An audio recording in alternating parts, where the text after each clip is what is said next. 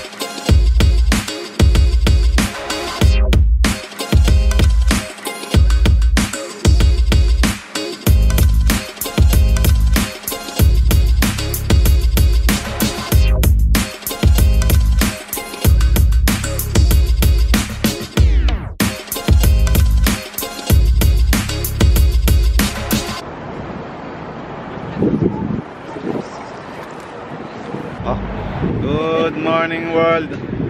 Punta kami ng Berko Kaupa. At magpapapalit kami ng, hindi ko pa masasabi yun, magpapapalit kami ng Euro to Norwegian Krone, Norwegian NOK. At kailangan namin yung NOK, Norwegian money, sa bukas.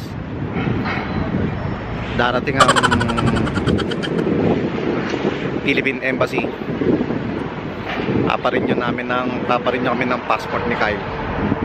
At si Bilog, sana tanggapin din nila kasi puno na daw eh. Hindi na kami nakahabol sa schedule. May limit sila.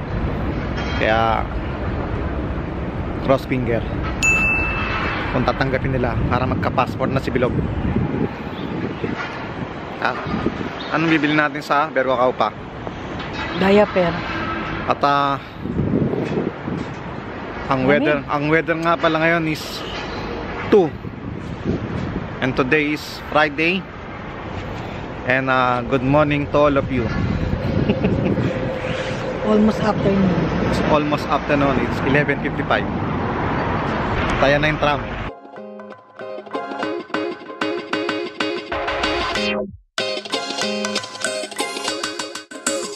Norwegian money na? Norwegian money to Euro to Norwegian money, Krone. Krone.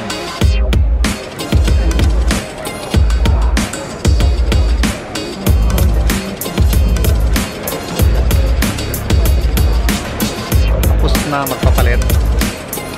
Ano yan? Ha?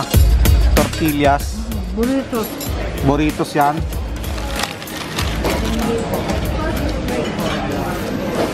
Sarap. Hindi. Ano? Mamaya. Ako, in-order ko yung Japanese noodle. Japanese noodle ulit. Dito ulit kami sa Singapore. Tingnan ko.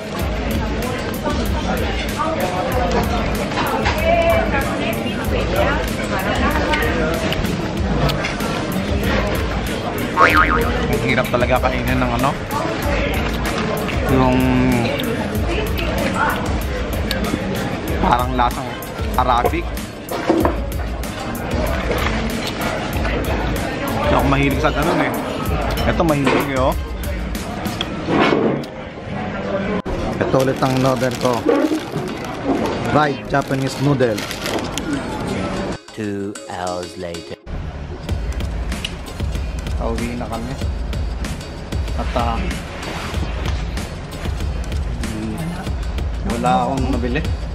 Hindi na rin ako nakapag-vlog. Pag dito kami nagpupunta kasi sa Berko Kaupa, nagpapanik na ako eh. Oo nga. Kasi puro gadgets ang mga nandyan eh. Kaya hindi na ako nakapag-vlog. So ngayon punta ulit kaming Campi. Bili daw kami ng vitamin ni Bilog. Nabili lang namin diaper. Sa Bilog lang. Kay Bilog lang. Nanay kasi ni Bilog eh. Maray ang bilin. O bakit 22 lang? Kalak mo 23. Ang ganda ng Alma. Kala ko bit-bit ko na pa okay. Para saan yan? Ha? Ma? Kaya ano nga kay Bilog. Hindi, para saan nga yung vitamin? Oo. Yun ang mga vitamin dito. Resolve D3. 4 euro lang ang liit. Ilang araw kaya ito? Wala pang bra. Ito lang black city.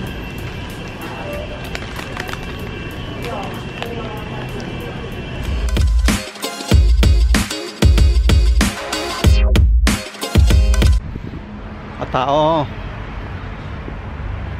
walang embassy dito. Walang Philippine Embassy dito. Dati nung unang dating ko dito sa Finland, meron. Ewan ko kung bakit bumalik sila sa Norway. Kaya pagkakaalam ko, Sweden, Finland, doon ang Philippine Embassy namin ngayon, sa Oslo, sa Norway. At bukas nga pupunta sila para siyempre yung mga kailangan ng magre-renew makakuha bukas. At limited lang yung limited lang yung pwedeng makakuha, naka-schedule. Kaya si Bilog hindi pumasok sa schedule. Kumbaga susubukan namin kung pwedeng may singit, kasi sayang din ang pamasahe kung pupunta ng Norway. At eto, punta na akong work, lamig. At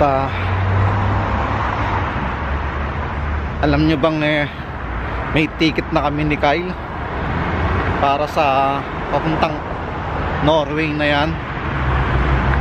Sana ang alis dapat namin ni Kyle sa Monday. At yun nga, papunta kami ni Kyle, ako sa Monday papuntang Norway. Okay, yan na yung bus. Sakay na muna ako, mamaya ulit. 6.5 hours later. Yun nga, nakabili na kami ng ticket ni Kyle. Asiste, bago namin binili ang ticket na yan papuntang Norway, tumawag pa kami sa embassy kung may magaganap na outrage dito sa Finland. Sabi nila wala. Kaya kami bumili na kami ng ticket. At sa Monday nga, paalis kami dalawa dapat ni Kyle. At bigla na lang nag-declare na merong outrage na gagawin dito sa Finland. Philippine Embassy ang nyari. Kaya eto, pupunta kami bukas para sa passport ni Kyle. At si Kyle ayaw na pumunta, gawa ng meron na nga dito. Hindi ko pa sigurado ano pang gagawin namin sa Norway. Kaso kung gusto nyong makita ang Norway, comment nyo na lang ako dito kung tutuloy ba ako o hindi. At ako lang mag-isang pupunta doon. Wala lang, mamamasyal at ipapasyal ko kayo. Okay, comment nyo ako. At ito, lapit na ako sa sakayan ng bus. At ang weather is 3 lang at 10 o'clock na. Malamig, lamig na dito. Kaya okay, bye. Comment nyo ako kung tutuloy ba ako o hindi.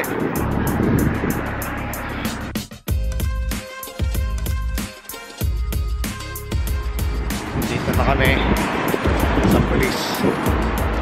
Kaya marami na mga pulis dito. Hindi kaya hulihin ako dito pag nag-vlog ako dito sa loob. Sa loob yung baba.